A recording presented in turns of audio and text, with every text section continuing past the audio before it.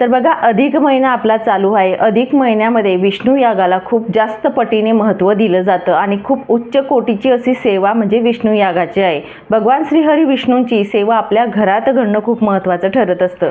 तुम्ही जर ब्राह्मण बाबा भटजींकडून याग केला तर अतिउत्तम ठरत असतं, पण तुम्हाला जर जमलं नाही किंवा शक्य झालं नाही तर या महिन्यामध्ये, अधिक महिन्यामध्ये कधीही एक दिवस तुम्ही विष्णू याग आपण स्वतः आपल्या घरामध्ये करू शकतो। तसेच तुम्हाला सांगेल, जर पौर्णिमेचा तिथी साध्य झाला तर पौर्णिमेच्या दिवशी अवश्य हा याग आपल्या घरामध्ये करा। अधिक पुण्यप्राप्ती आपल्याला मिळत असते। आपल्या वास्तूमध्ये सेवा घडणं खूप महत्त्वाचं असतं। हा याग करण्यासाठी आपल्याला श्रीहरी विष्णूंचा याग करण्यासाठी मंत्र स्तोत्र म्हणून त्याचा स्वाहाकार करायचा असतो। नवग्रह स्तोत्र म्हणा, विष्णू सहस्रनाम म्हणू शकतात, विष्णूंची म्हणजे अनेक असे मंत्र आहेत, त्या मंत्रांचे उच्चार करून तुम्ही स्वाहाकार करू शकतात।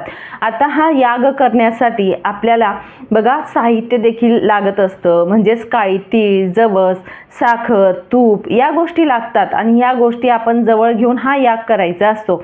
आता हा याग जो असतो हा करण्यासाठी आपल्याला पूजा मांडावी का, घरात पूजा मांडणी करावीच का, हा बऱ्याच लोकांचा प्रश्न असतो। तर तुम्हाला शक्य झालं तर नक्कीच पूजा मांडावी, नाही शक्य झालं तर बघा, आपलं घर छोटं असेल तर आपल्या देवघरात भगवान श्रीहरी विष्णू म्हणजे बाळकृष्णांची मूर्ती असते, त्यांचा अभिषेक करून आपण मंदिरात, आपल्या घरातल्या मंदिरात ठेवा आणि देवघरासमोर बसून आपण याग करू शकतो। बघा, सेवा खूप महत्त्वाची असते, तुमचा भाव खूप महत्त्वाचा आहे। तुम्ही छोटी पूजा करत आहेत की मोठी करत आहेत, त्यामागचा तुमचा हेतू खूप छान असावा, बाकी काही नाही। भगवंताला तुमचं मन आवडत असतं, तुमचा जो विश्वास असतो, तुमचा जी भक्ती असते ती आवडत असते, म्हणून तुम्ही स्वतः सुद्धा विष्णू याग आपल्या घरामध्ये करू शकतात। तर विष्णू याग करायचा असेल तर आपल्या यूट्यूब चॅनलवरती देण्यात आलेली आहे, संपूर्ण माहिती जाणून घ्या आणि या पद्धतीने विष्णू याग सगळ्यांनी आपल्या घरामध्ये करायचा आहे। अधिक महिन्याचा अधिक हा जो कालावधी आलेला आहे, 3 वर्षांनंतर हा कालावधी आलेला असतो, याचा फायदा करून घ्या।